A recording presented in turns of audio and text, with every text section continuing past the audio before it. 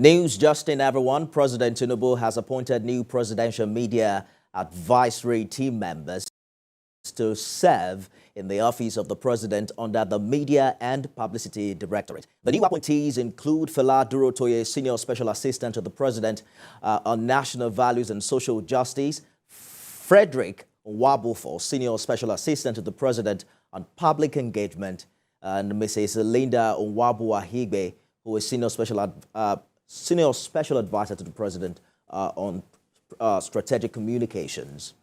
There's also Aliyu Audu, Special Assistant to the President on Public Affairs, and Francis Ada-Aba, Personal Assistant to the President on Special Duties. President Tinubu also approved the secondment of Mrs. Linda Higbe to serve as the Communications Advisor to the President of the ECOWAS Commission.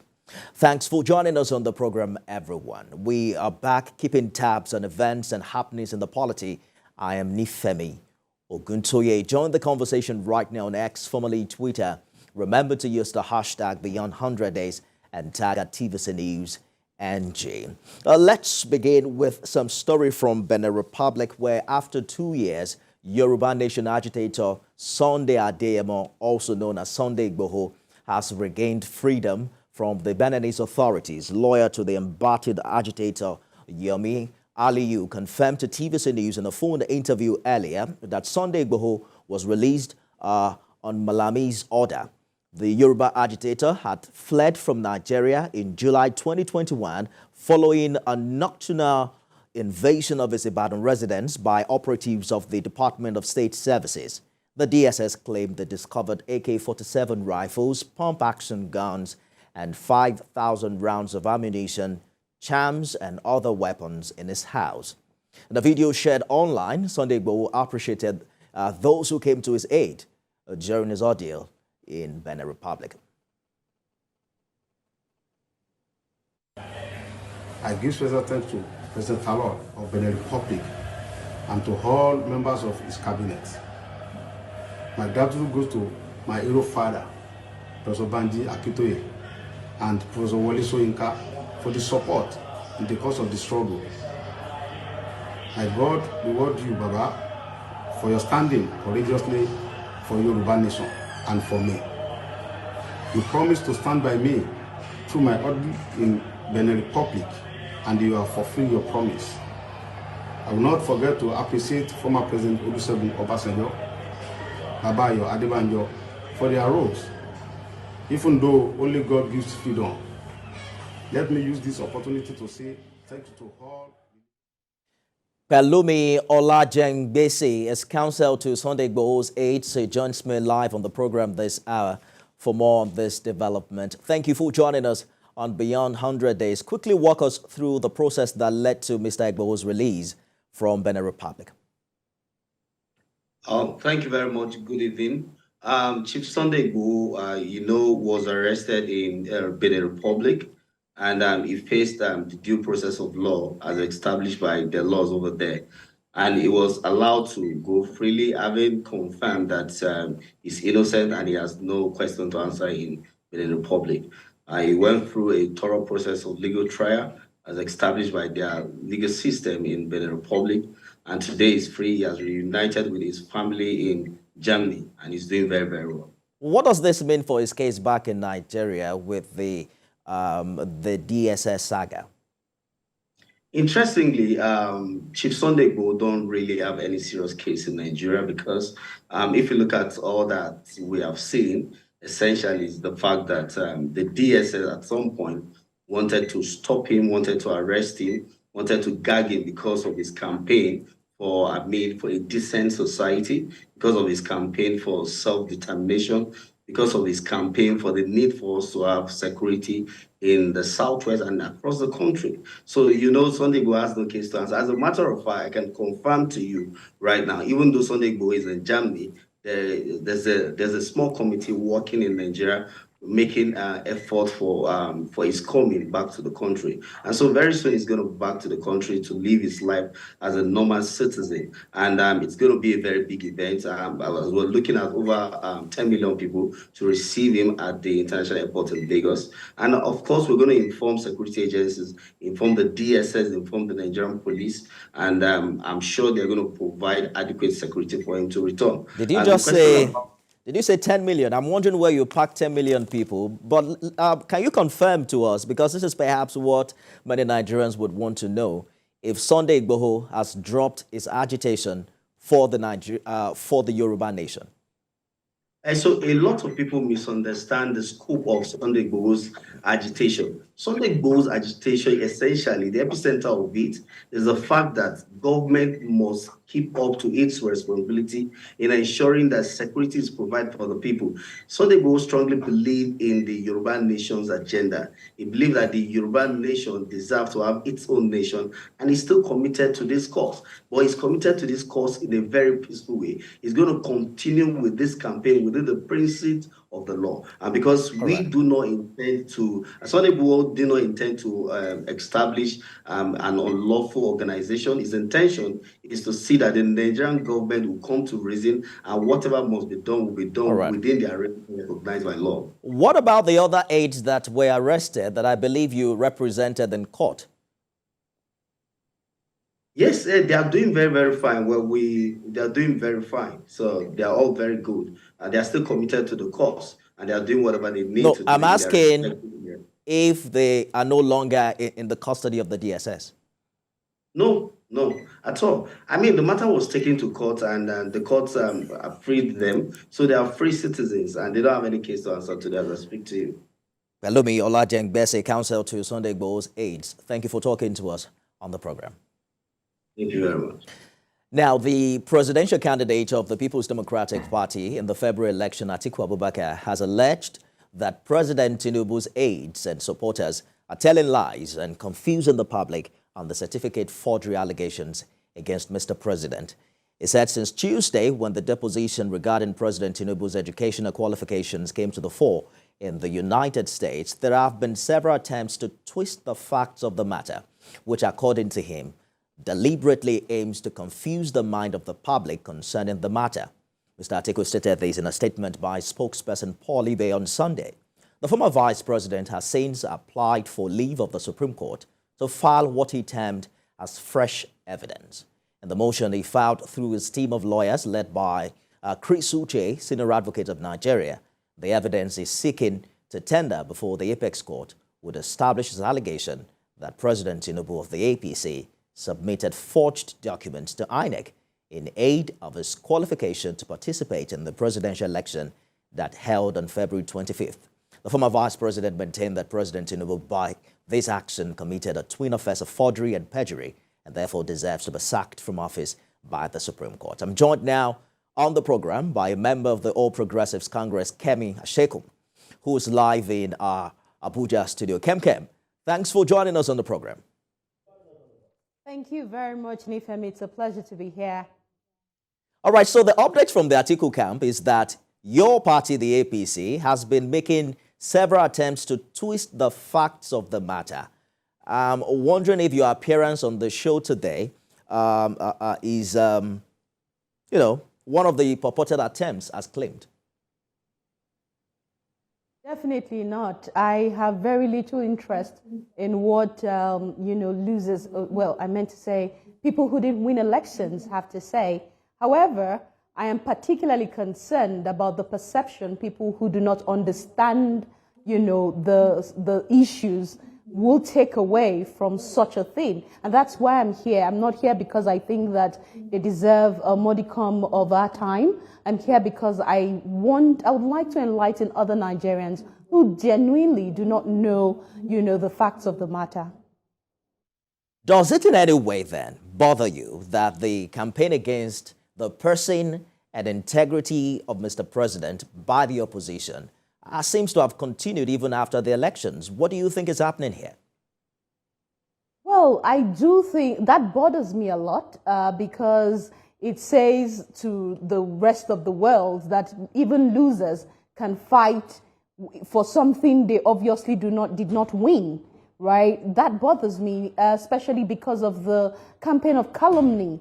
And unfortunately, the media, who should be those who would enlighten those who do not know, have also decided to wear, or some members of the media, let me put it that way, who should enlighten others, have put on the toga of partisanship.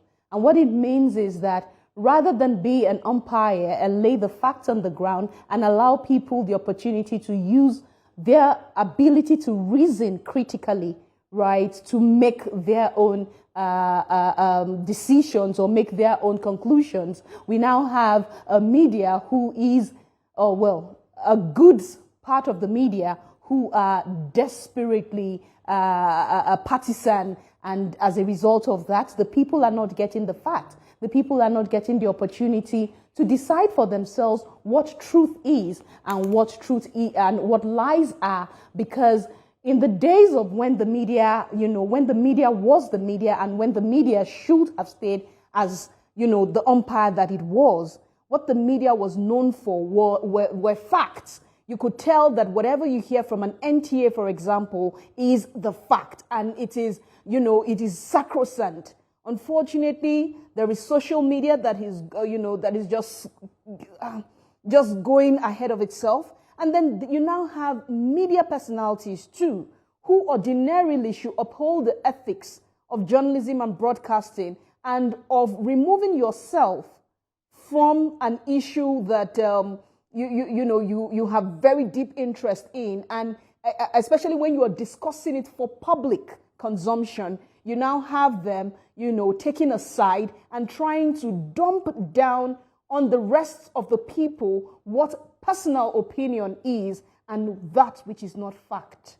That, for me, is very saddening. And that's why I'm here, because I believe that enlightenment will not be enough. People need to know that there's a difference between the fact as it is, which is sacrosanct, and personal opinions of people. Today, what you have is many people in the media using innuendos, right? Insinuating things that are not true. And of course, in the line of communication, from what we understand as what communication should be, right? Non-verbal communication a lot of the times actually say a lot more than what you're saying. You could say something to someone and your body language will tell the person that even you don't believe what you're saying. That is not what the media ought to be. The media ought to be an independent umpire in a situation like this. Unfortunately, we are not seeing that.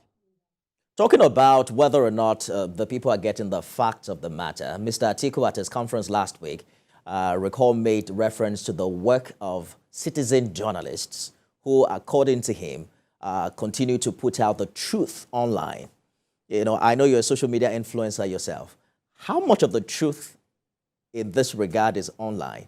And what do you make of the conversations in this regard? Because there are people who are purportedly coming up with, copies of this deposition and they consider it as fact. Would you say that the APC as a party is also, getting its voice heard in that regard if it has an opposing view online? Well, I would say that indeed, as a party, we need to do a little bit more, especially when it comes to online engagement. For Alhaji Atiku Abubakar to refer to David Hundeyin as a respectable citizen journalist just shows that he's clutching at straws. David Hundeyin was expunged from the UK for doing things that he should not do. And that tells you that he doesn't even uphold the ethics that he is trying to hold people up to. And when you're going to talk about someone, when you're going to refer to someone as someone to be praised, he has had one or two things he has said in the past that make it seem like, okay, he knows what he's doing. But if indeed he knew what he was doing, he won't have been expelled from the university he was in the United Kingdom. That tells you for a fact that he is someone who does not have the right ethics in place. However, for Alhaji Atiku to commend David Hundeyin, I think that he's just clutching at straws. I took out my time. I listened to a part of his press conference before now, but I took out my time to watch it all over again. And I must tell you,